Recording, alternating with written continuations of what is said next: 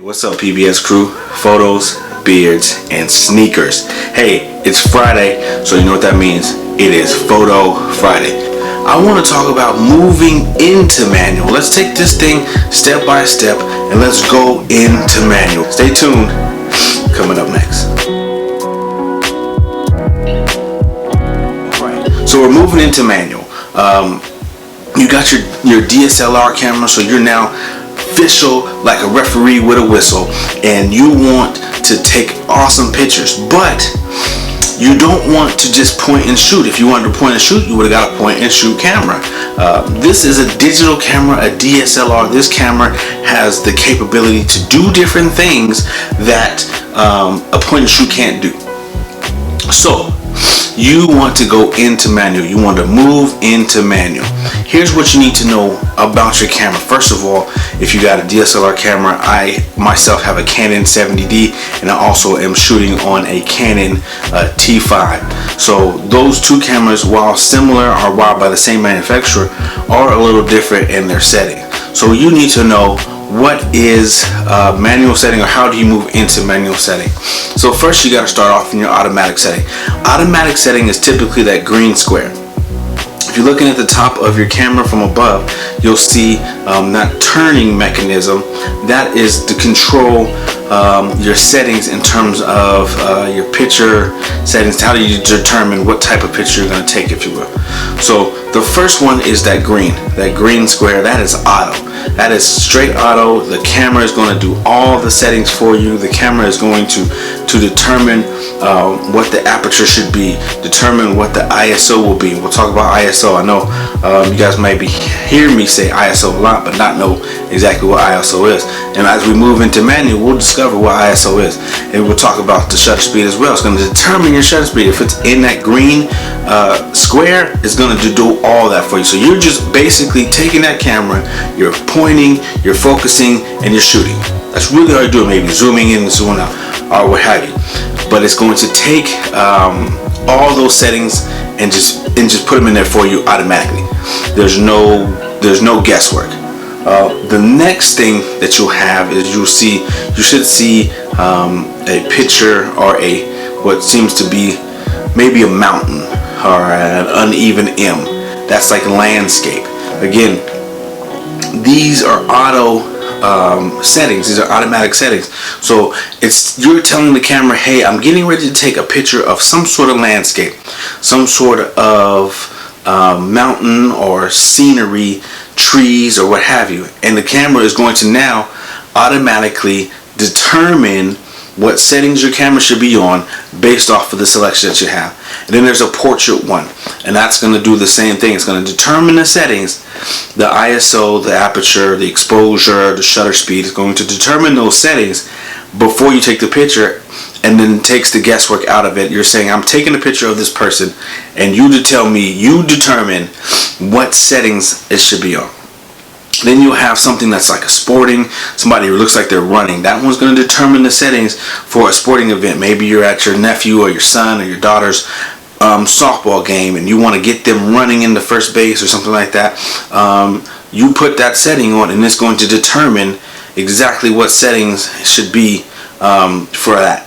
You also have a flower one, and that one is kind of like if you're going to get a close-up on the flower, you're going to be really close on the flower.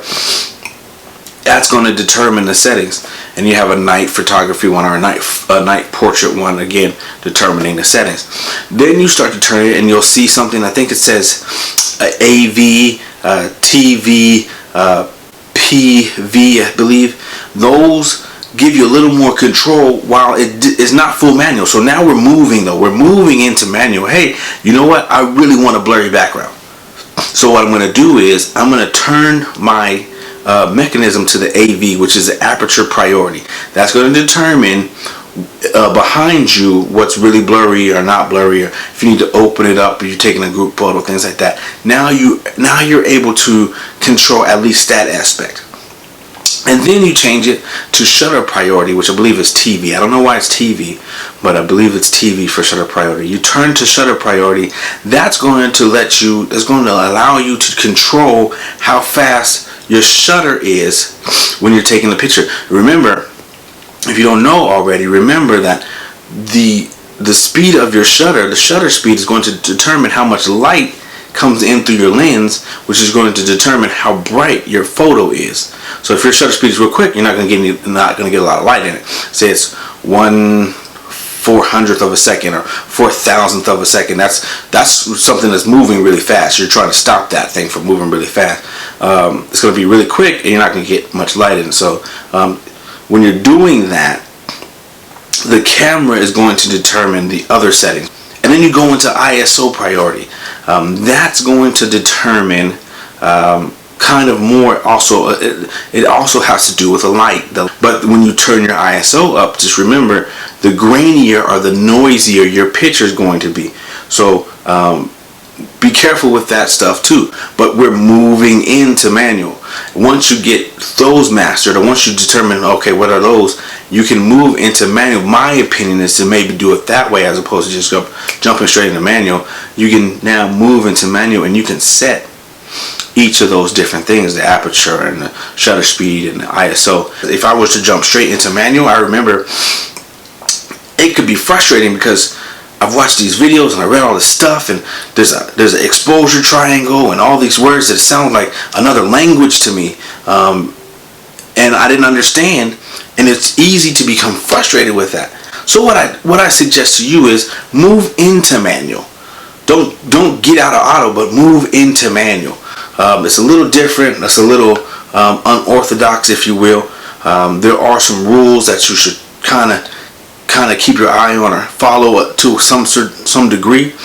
But for the most part, I want you to move into manual and not get out of auto. That makes sense.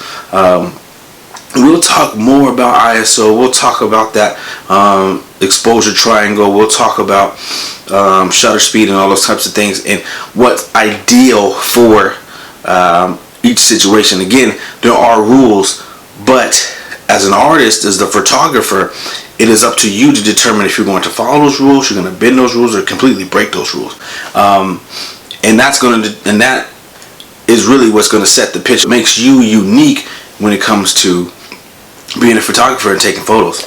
Well, I hope this was some aid and some help and some clarification. I know it was real meaty, and there's a lot of definitions and a whole bunch of information that I threw out at you, but I hope this was helpful in terms of trying to get you to move into manual. Now that you have your DSLR, it's time to move into manual. So I hope this helped you. If it did, go ahead and comment down below, hit that thumbs up button. Also subscribe. Well, anyways, that's it for Foto Friday, and I will see you guys tomorrow. Photo, beards, and sneakers.